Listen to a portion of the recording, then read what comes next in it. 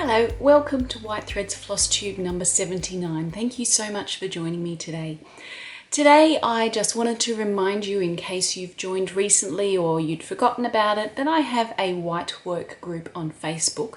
It isn't particularly mine, I just started it. Anyone is welcome to join it. You just have to be interested in whitework and you just have to agree to the rules.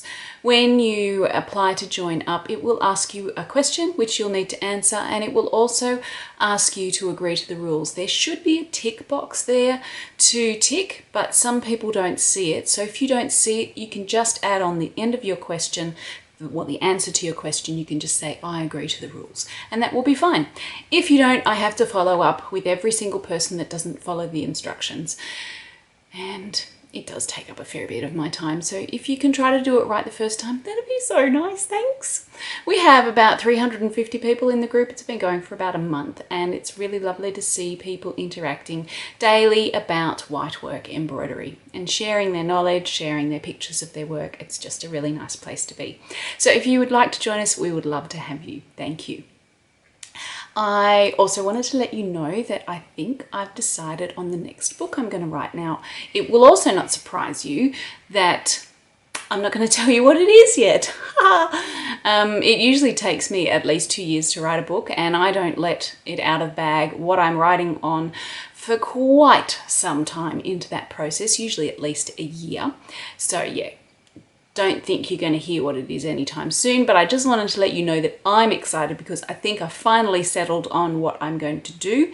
I have had many ideas, none of them I can travel for, so it can't be something for which I need to go overseas to do research, because I am not able to do that at the moment. Our borders are closed, and even if I was able to get out of the country for some reason, there's not much chance of me getting back in, and I'd like to stay here, thanks very much. So it's going to be a book that does not require overseas travel. That is pretty much the only thing I'm going to tell you about it at this stage, apart from the fact that I've started, which is exciting. Yay! I wanted to show you today how I check whether my threads are colourfast. Of course, there's a really easy way to check whether your threads are colourfast, and that is to iron the piece that you've just completed and have the iron blurt water all over it and have the threads run. I've had that happen to me, maybe you have too. There is a more controlled way to find out whether your threads are colourfast though, and that is like this. So here I have a saucer. Oh, I've just dribbled water everywhere. Here I have a saucer which I've put some paper towel on, and I've wet the paper towel. Then I put the threads, just the bits of threads, sitting on that wet paper towel. I've left them there for probably about 10 minutes now, and you can see that there's quite a bit of a water going everywhere here, a red halo around the threads, and if I take that away, you can see, yes, that has run.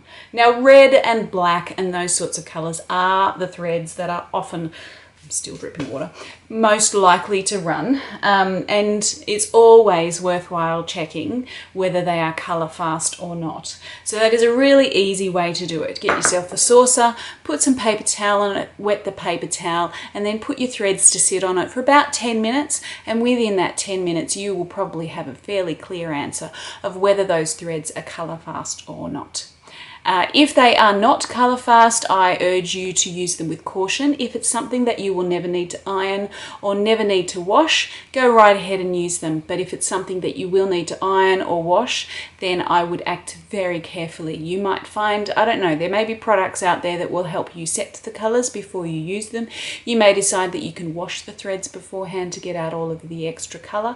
However, some threads, if you did that, all of the colour would come out, not just the extra. So yeah, act with caution if you find that your threads are not colourfast. If in doubt and you find that they're not colourfast, choose to use something else instead. Some of you may have noticed in the last little while that when you're watching my videos, ads are starting to appear. I actually provide my videos and the content in them free of charge to you. I don't ask for any payment.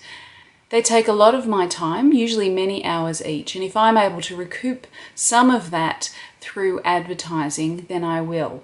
I apologise to you if the ads annoy you. They are not meant to annoy, they are just, let's think of it as a trade. I provide you with information, entertainment and inspiration, and hopefully from that I'll get a little bit of advertising money back into my pockets to help pay me for the time and the expertise and everything that goes into these.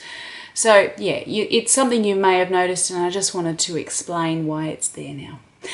Today I wanted to show you a project from my book, Sardinian Knotted Embroidery, Whitework from Teulada. This is a style of embroidery that comes from the island of Sardinia. Teulada is a small town in the south of that. It's a really unusual style of embroidery in that all of the patterns are worked with small knots on the surface of the fabric. It's really different compared to other forms of embroidery in the way that it's done. Most of the work is done on the front, well, pretty much all of it, and practically nothing even shows up on the back. I have done a video of how to do this work, and you can see that. I'll put the link to come up so that you can link through to that if you'd like to have a look at it. So the project that I'm going to show you today, and I need to make sure that I'm going to get it the right way up, I don't know, might be, it might not be, is the Leafy framed panel.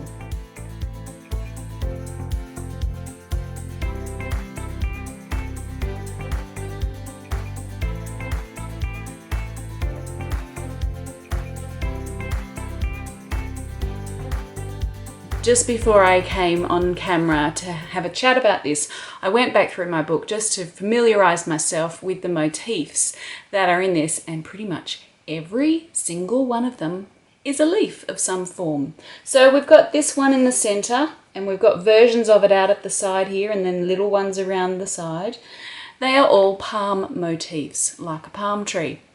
And you can see how that might be a palm with all of its long fronds sticking out from the centre vein.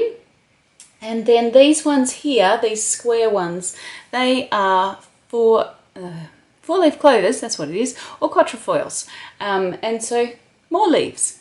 The rest of it is just basically lines to fill in the spaces and create some structure for the design, but apart from that, it's all leaves, so I can see why I called it Leafy Framed Panel. This has been a very popular project from my book. I'm not really sure why. I think it's just an achievable small size, but I actually wonder if people like the frame that it's in.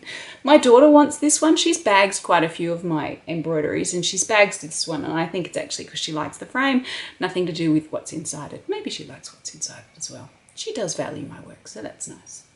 So that's the project that I wanted to show you today. Each of these lines is created by tiny little knots that are worked on the surface of the fabric. They are basically counted coral knot stitch.